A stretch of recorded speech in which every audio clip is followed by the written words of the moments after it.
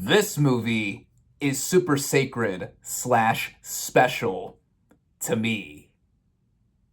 What is up, everybody? RandomRandomMan here, bringing you my review for the 2025 live-action reimagining of Snow White in one take. Now, the plot of this musical fantasy film is firstly based on 1937's Snow White and the Seven Dwarfs, which in turn is based on 1812's Snow White and the Seven Dwarfs by the Brothers Grimm, and it follows the titular character as she teams up with seven dwarves and a bandit named Jonathan to save her kingdom from her stepmother, the Evil Queen.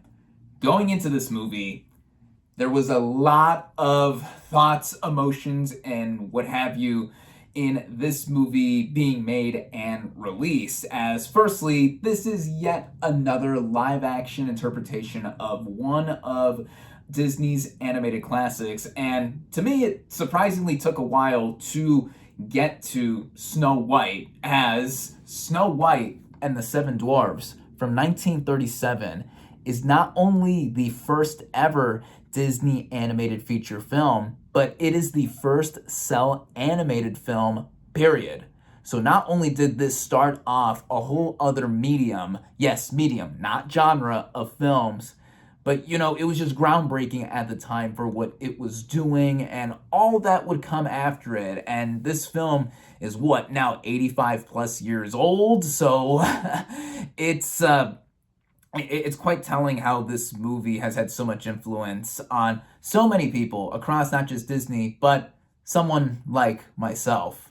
Now, as you saw in the intro of this video, this movie means a lot to me, as this is the first movie I ever recall vividly when I first remember being cognizant ever on this planet that I have watched from beginning to end. I don't know exactly how old I was. I was past being a toddler, before being preschool, whatever. I was really, really young. 20 plus years ago, over 2 decades ago, I first saw this thing.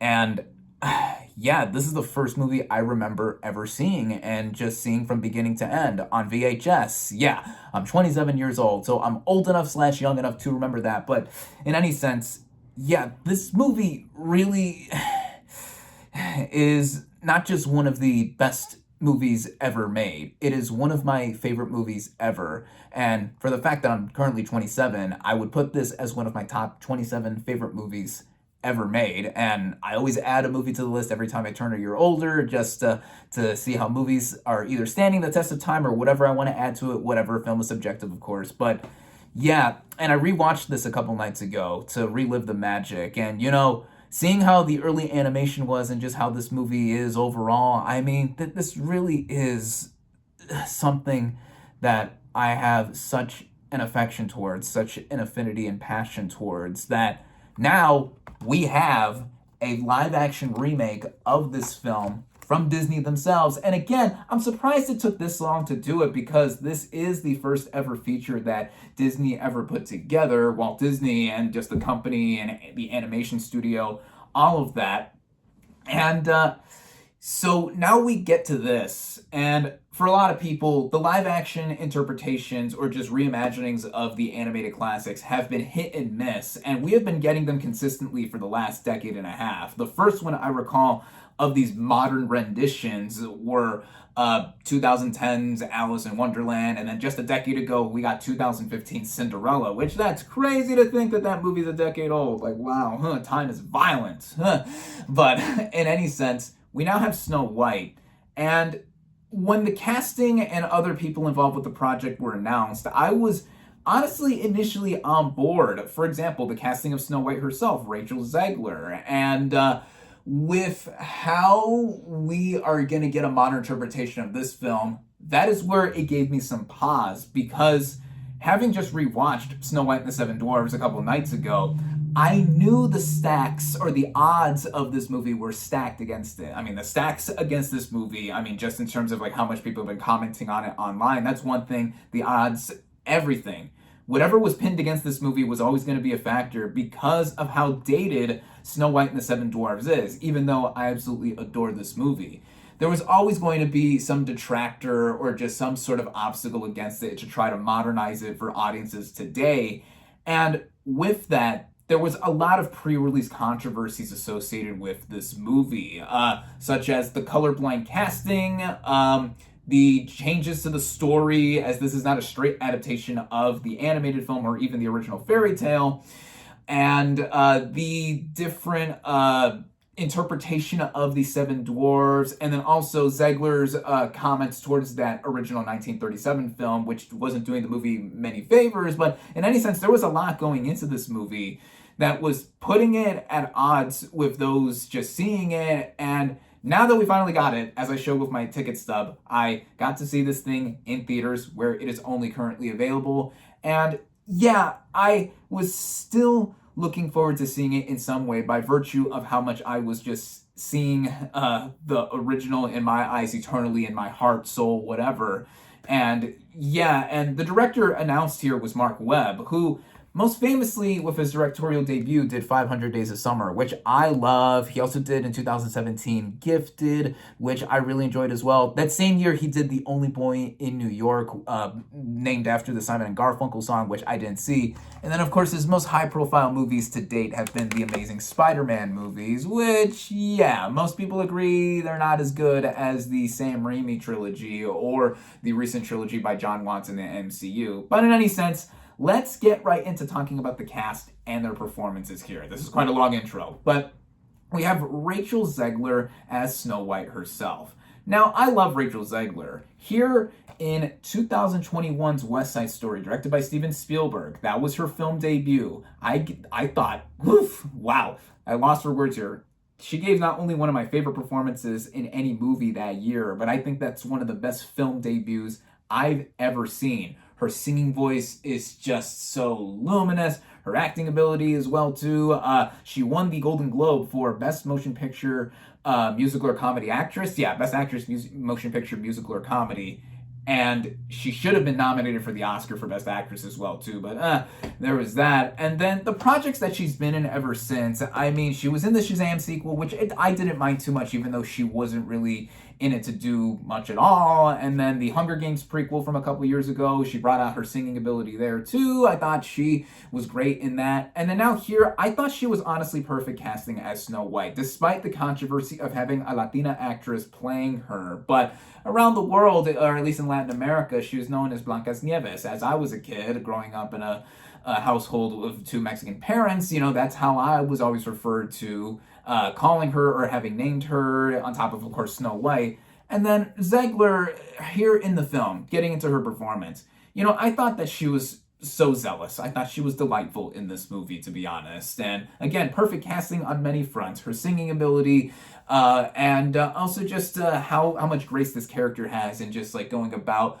being someone who is so kind and just wanting the people around her to bring out the best in themselves and such. So honestly, I think that she is truly one of the best parts of this movie. Again, the comments that she made in real life regarding the 1937 classic are not helping this movie much out, but in a way I see what she was saying there, but at the same time, it's like, you know, again, the odds against this movie were stacked from the beginning just for how it came together.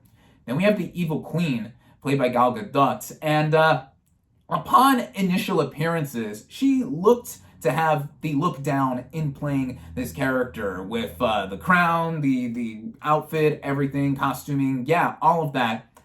But then when she speaks, I thought that there was much more left to be desired there. Now, I thought, in how well used she was in being Wonder Woman in the DCEU, and then also her as Giselle in the Fast and Furious movies, you know, her acting ability, I think, is limited, but I thought was able to work around mostly those action-oriented films.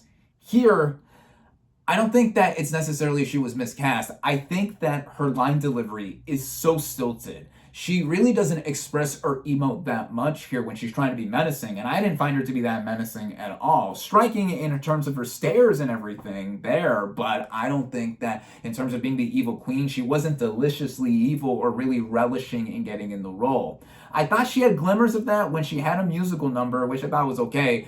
And then also when she turned into the old crone version of her character, I was like, you see, I wanted more of that in being a bit over the top, but not too much. I thought she leveled it out better there. But here, yeah, I didn't think she gave a very good performance overall. Then we have Andrew Burnup as Jonathan, who is not Prince Charming per se, or the prince that Snow White lusted, why am I saying that? Wanted to go after. This is a kid's movie, huh? Like in the original. No, he is the leader of bandits that is new to this movie. So he's basically an amalgamation of that prince character and this new bandit character. And I thought he was fine as well, too. I mean, he comes from Broadway, and I'm not familiar with too many Broadway things, but, you know, his singing ability and just him trying to charm over Rachel Zegler as Snow White, I thought that was mostly functional for what the movie was trying to do. And then we get how the movie does come together, and with it being this reimagining of Snow White. The writing here was done by Aaron Cressida Wilson, and apparently it was gone through many hands, multiple hands and passes, including past Greta Gerwig, who doesn't get a writing credit here. She has some sort of other writing credit for this movie. Multiple names were credited with like going through the story and writing or whatever with this movie on paper. And you know, yeah, initially, the movie, when it opens in the first 10 to 15 minutes or so, we are given an exposition dump of backstory, this new backstory for Snow White and why she's called Snow White and other things associated with the kingdom, which at first I was like, I'm not sure about this. And then when we see Zegler as the current version of Snow White after she was a little girl, and she does have her number, and we get a little bit more of her interacting with her evil stepmother, the queen, and that is when I thought the movie started working better with it. And that goes into some of the music that was put in here.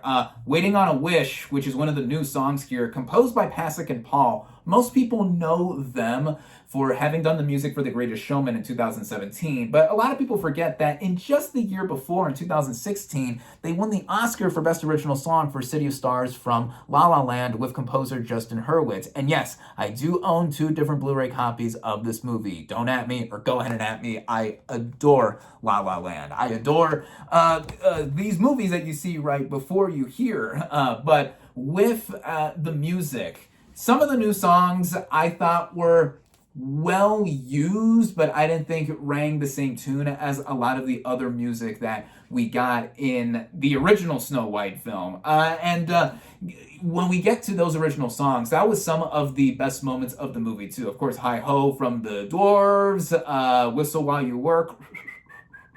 Yep, I remember my mom always singing that when I was much younger. So again, attachment to the original here.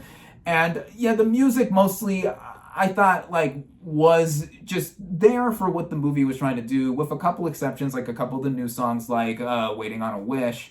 And then when we go into how this movie does flow as a narrative creatively, once we get Zegler as this current version of Snow White, and then she eventually runs off into the woods after the huntsman doesn't kill her, even though he was tasked to, and she goes to the 7 dwarfs' homes, we are one home, the home of the 7 dwarfs. This is what I get for doing this in one take. We see the dwarves, and a lot has been commented on in terms of how the dwarves are. Now, initially, I remember when this movie was filming, going back to the Jonathan character, he's the leader of 7 bandits, and we saw these characters in photos, and a lot of people thought, since there are 7 of them, one of them is played by an actor who's a little person. People thought, and were all up in arms like, oh my god,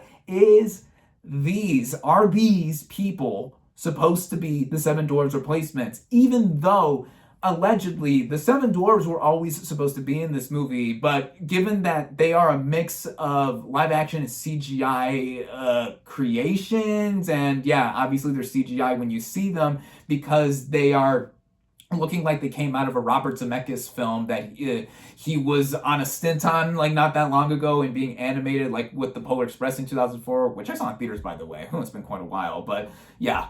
He I should say all of the seven dwarves, like all of them in their forms, I was taken aback by a bit when I first saw them. They're odd in terms of how they're designed. They are faithful in ways to how they were in that 1937 film, and specifically with Dopey. There is an arc with him, which, kind of surprised me a bit, and I thought was cute. And I'm also impartial to Dopey, not just because of me in the original film, but also Dopey reminds me of my brother when he was a baby, so there is that. So I thought that was cute, and like the moments that he had between himself and Snow White helped bring up the movie, have some heart as well, too. But with that, we have the seven dwarves. We also have the seven bandits. We're not introduced to them until a little bit after the seven dwarves are brought into the frame.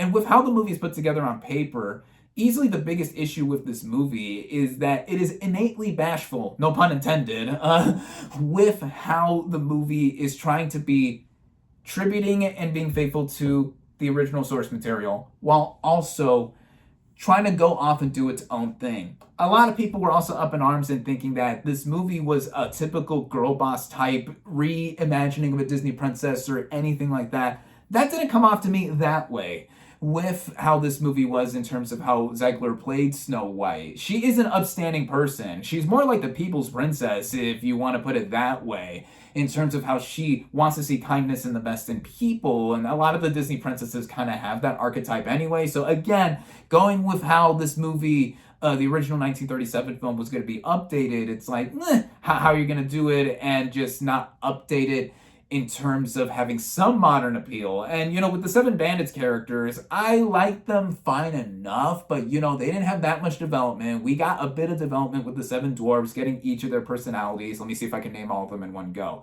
Doc, Happy, Sneezy, Grumpy, Dopey, and Bashful. Am I missing one? I'm missing one. I'll edit that in later. But yeah, I with that, how all the dwarves are together. I thought that they were fun, and also the couple musical sequences we got with them and Snow White helped bring the movie and keep going on together.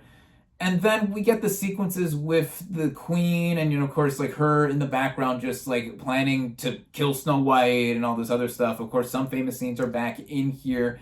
And then the third act is how the movie is changed up. And with how the movie does flow overall, Mark Webb as a director, I think, did a mostly more than serviceable job in terms of how we get through scene to scene. And, I was interested in seeing how a lot of this was going to be changed up and interpreted differently from the 1937 film. And, the changes that were in there were interesting, but I did not think went any further. And again, that goes into the main crux of the writing here.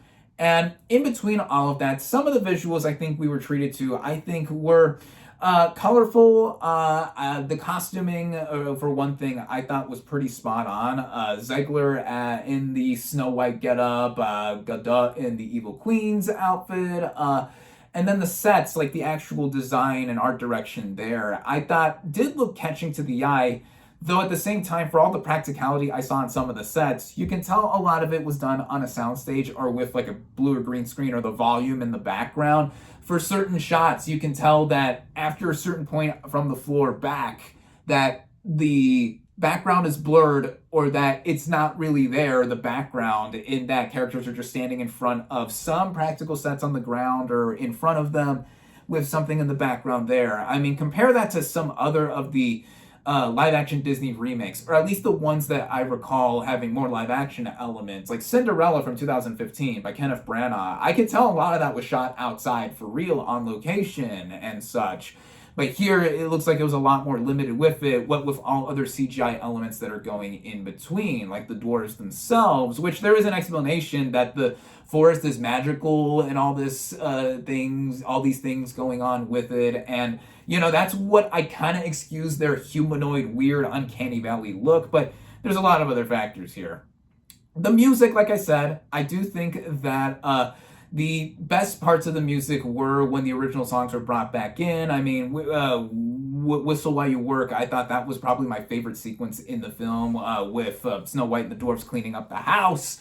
Again, Waiting on a Wish, I think that was a good addition to it too. And the original score, yeah, it plays out like a typical original score for one of these kinds of movies. And going along together, how the movie is paced at about an hour and 50 minutes. That is about a half hour longer than the 1937 film. And I was only really feeling it by the end because we get into the third act, and without spoilers, I think the film kind of went in a cheesy or corny angle because it was backing up how Snow White was portrayed this time. I mean, it could have ended up worse than I imagined. I thought that maybe like some unnecessary action sequence was going to be in there or something with a final confrontation.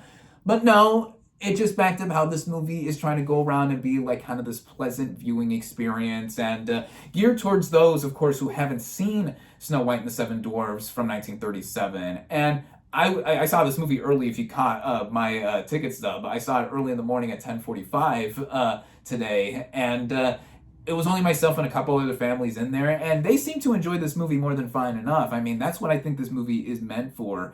And in how we see Snow White reinterpreted here, overall, all in all, I mean, Snow White has been adapted countless times since Disney first did it in 1937, or at least with his animated rendition.